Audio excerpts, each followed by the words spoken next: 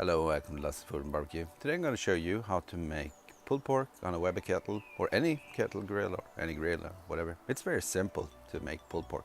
Anyway, I'm going to be using Sucklebuster's hog water rub to start with. Let me show you what I'm going to do. Okay, the first thing we have to do is light up the grill, and then I put the charcoal right over here, and I'm just going to light it in one end and let this ignite the coals around it, and then I'm going to close this down. I want it long and slow cook. I'm going to go for somewhere between 250 and 275, but around 250 hopefully.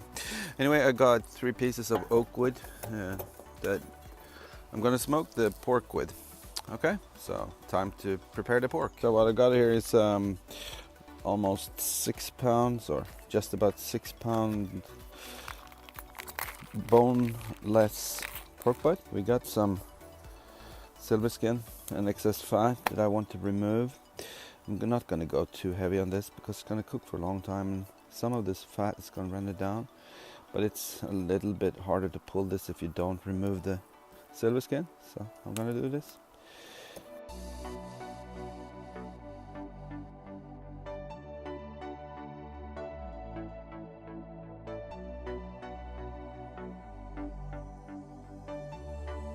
Okay, so first off, I'm going to be using some regular yellow mustard as a binder, up to you. Last time I made pulled pork I didn't use a binder at all, so I just wanted to today because I want this rub to stick on there. So this is what I'm using. I think it's readily available in America, and it's available at Southside Barbecue in Sweden. Don't rub, pat. It does say pat on there, doesn't it? No, it doesn't. It says rub, but if you rub, you just move the spices around. There we go.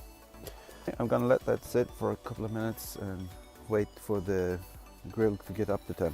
So I've got about 10 pieces or 12 perhaps of charcoal briquettes over here that are ignited, and they're starting to glow. They're going to be the initiation of the slow burning fire that's going to move this way. I don't think I'm going to be using all the charcoal because this is not going to be an extremely long cook.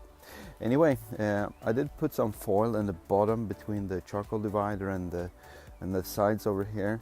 The airflow is going to be coming from underneath the coals and up through the vent anyway, and that is just to catch any loose drippings from any drippings from the pork that I'm not going to be using anyway. And then we're going to put a probe into this, and I'm going to be putting it from this side, I think, into the middle of the meat.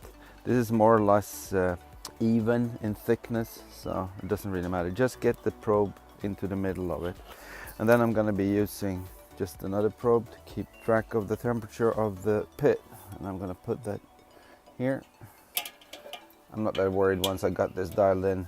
I think I know how to put the vents, but anyway, I'm going to be aiming for 250. Okay. To go with the pulled pork, we need some dinner rolls, and I'm going to make, hey wait, I'm just going to make these, and I'm going to link you over to Laurice's kitchen because I'm just going to follow her recipe anyway, and her video is excellent. So I'll put a link in the iCard above and in the description below, and you can go check out her video.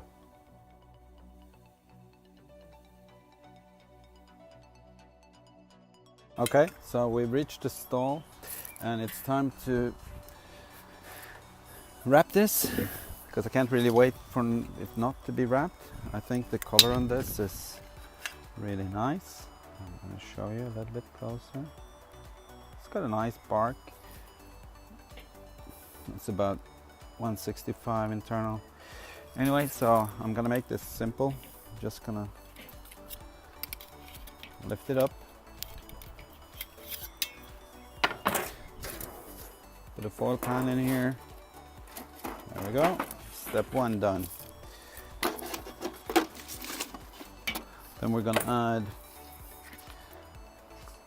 some bourbon barbecue sauce to this. Move that down. Just gonna cover this. Something like so. It's gonna give some taste. And then I'm gonna use svagdricka. I've used that before. Doesn't taste very nice to drink, but it's really good for pulled pork. Just gonna put about a 1/4 of an inch liquid in there, maybe a little bit more.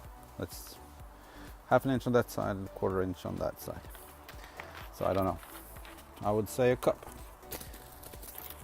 And then we've got some thick foil. I'm gonna put that on here. Get this to seal up as well as I can. And there we go. So anyway, it's been about 3 hours since I put this on, 3.5 or so. Okay, time to put the lid back on and time to do something else. See you in a few hours.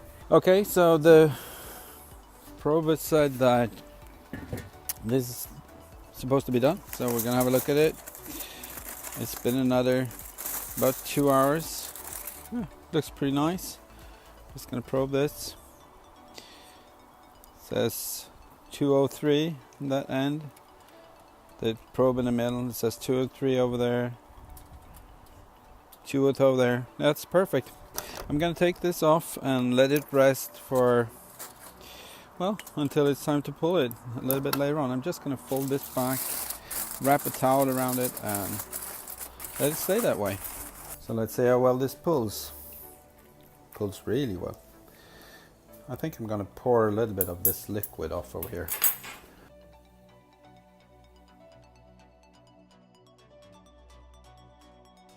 And there we go. I'm gonna give it a try, and then I'll bring it back when it's time to make the sandwiches.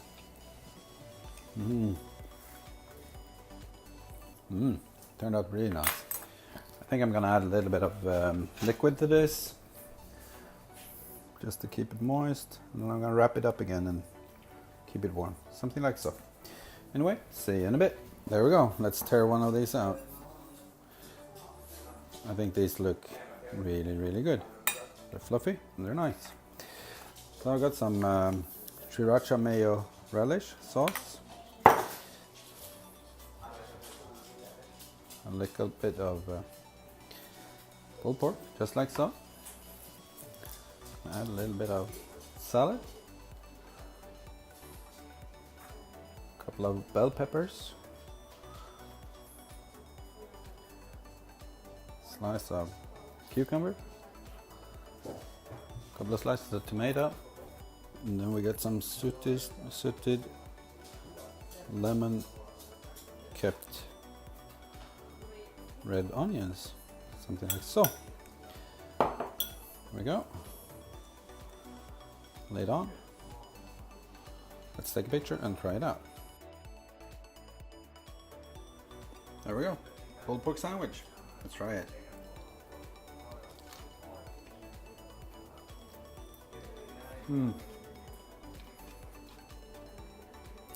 Lots of flavor. The bread was really nice. Thank you, Louise. Pulled pork was really nice. Thank you, Lasse. Thank you for watching. Bye.